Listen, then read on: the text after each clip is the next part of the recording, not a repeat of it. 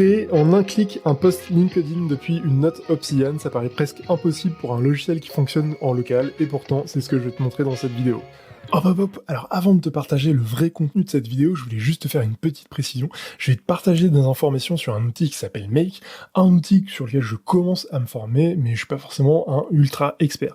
Donc il y a plein de choses que je vais aborder qui sont peut-être imprécises si jamais tu es une experte ou un expert sur cet outil, ou des choses peut-être que tu ne comprendras pas exactement parce que tu ne connais pas du tout cet outil. L'idée avec cette vidéo, c'était vraiment de te montrer qu'avec un peu d'imagination et en commençant à s'intéresser à ce type d'outil, on peut imaginer différentes choses. Et donc c'est vraiment l'objet de cette vidéo et je voulais le préciser. Alors aujourd'hui on va parler principalement de deux outils. Le premier c'est le logiciel qui s'appelle Obsidian, donc je vais le détailler un peu après, mais si tu me suis sur cette chaîne, tu as l'habitude de cet outil.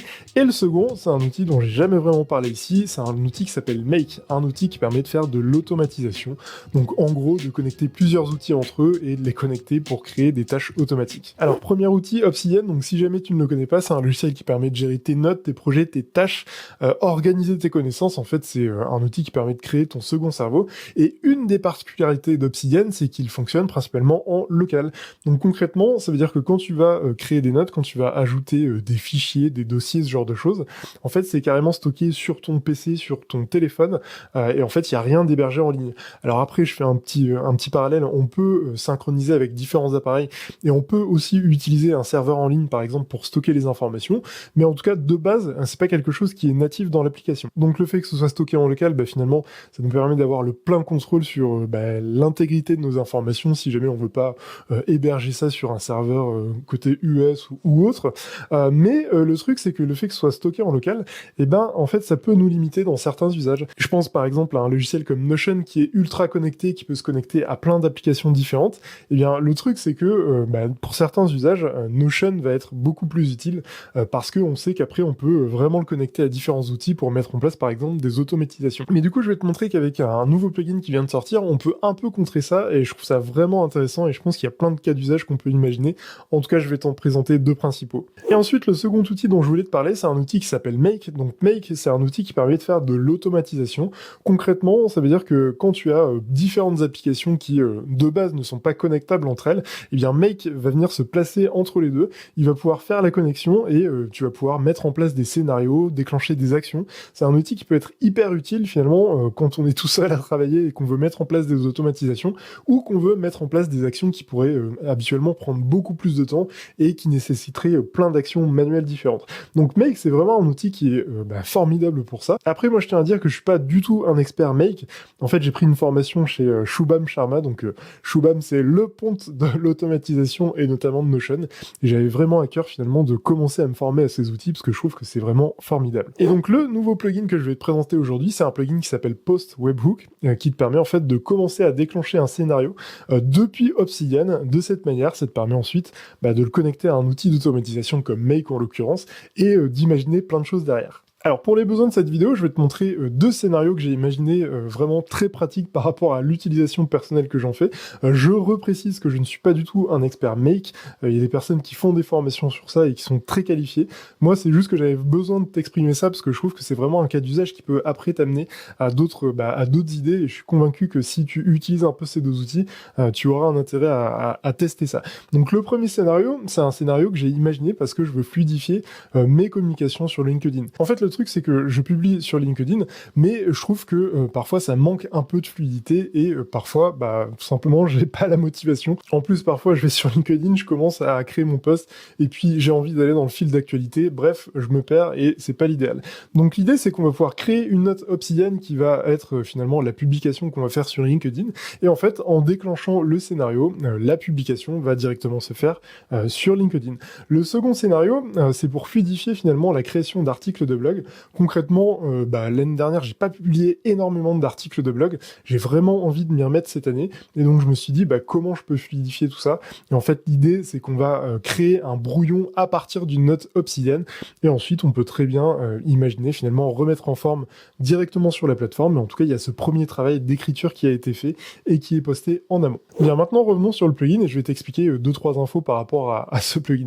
Alors un webhook, puisque c'est le nom du plugin, c'est tout simplement un moyen de récupérer des informations pour ensuite déclencher un scénario. Donc concrètement, en l'occurrence ici, ce que j'ai fait, c'est que donc en utilisant l'outil Make, en fait, j'ai créé un webhook, j'ai créé une sorte d'URL, une URL sur laquelle je peux envoyer des informations et en fait, c'est ça qui pourra ensuite être récupéré pour déclencher notre scénario.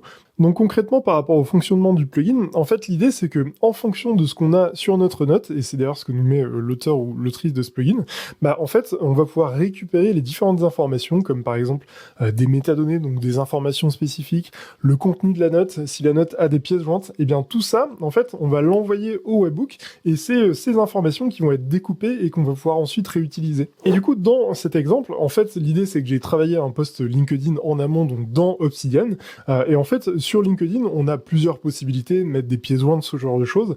Là, dans mon cas, pour faciliter l'exemple, et parce que j'ai pas forcément envie de rentrer sur quelque chose de beaucoup plus complexe, en fait, j'ai juste mis du texte. Je veux juste publier du texte facilement sur LinkedIn.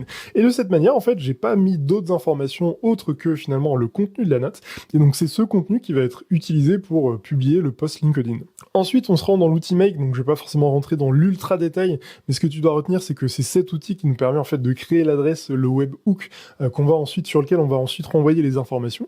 Donc là, je clique ici, c'est déjà configuré, mais l'idée c'est que ça m'a créé en fait une adresse, et en fait c'est cette adresse que je vais récupérer et que je vais mettre dans le plugin Obsidian, et tout simplement quand on se rend dans les paramètres du plugin Webhook, en fait on peut créer un nouveau webhook. Donc là je vais te montrer celui que j'ai déjà mis en place. En fait on donne un nom au webhook, c'est juste pour s'y retrouver dans Obsidian, on met l'URL qu'on a créé juste avant, donc c'est l'URL qui va recevoir les différentes informations, et puis après on a possibilité de mettre une réponse, ce genre de choses, mais bon, ça c'est pas forcément des choses qui vont nous intéresser dans notre cas. Et maintenant je vais te montrer, on va regarder en live, je vais diviser l'interface en deux. En fait, l'idée c'est que on va faire un premier test pour voir si notre webhook fonctionne. Alors si jamais tu ne connais pas du tout Make, il y a vraiment plusieurs personnes qui sont spécialisées dans ça, donc n'hésite pas d'ailleurs, hein, si tu fais partie des personnes qui sont spécialistes, à mettre un petit commentaire, vas-y, c'est l'occasion de partager ce que tu fais.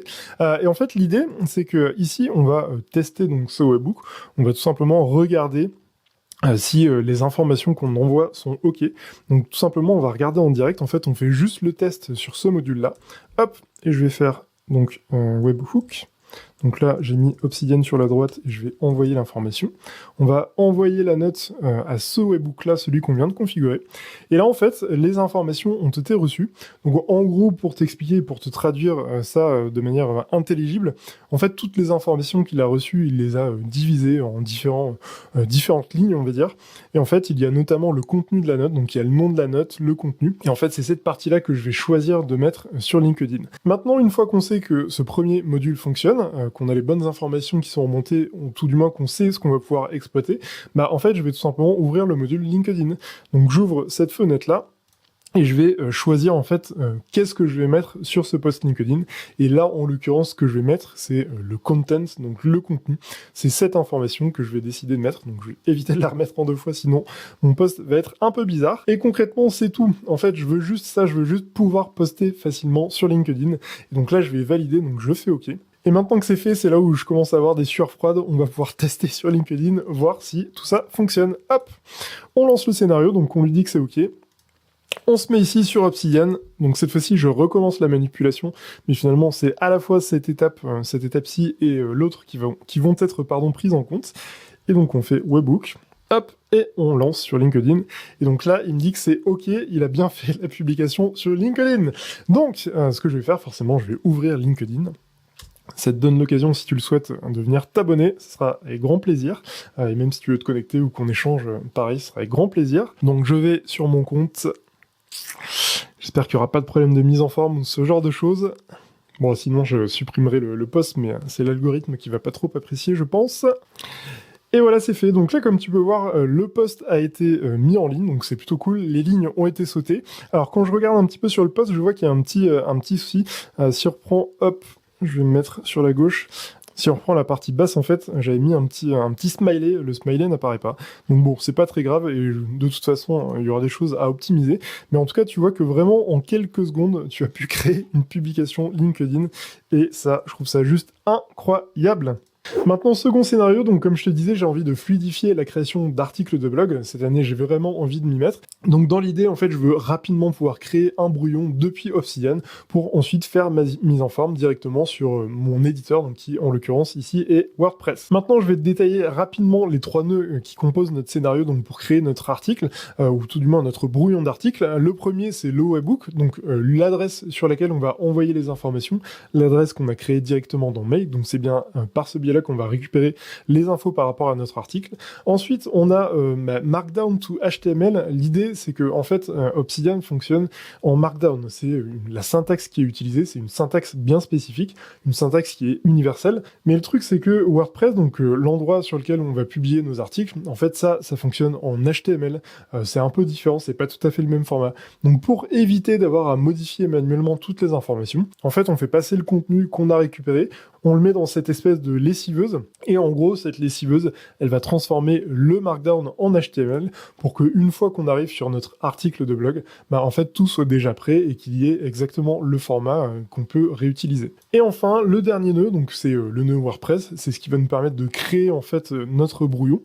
Concrètement, en fait, on va pouvoir mettre différentes informations. Donc là, je l'ai vraiment fait très rapidement pour le besoin de cette vidéo, mais l'idée, c'est qu'on peut vraiment aller dans le détail. On peut, par exemple, mettre une description, on peut jouer sur le slug, donc jouer sur le fil d'Ariane, l'adresse URL exacte de l'article.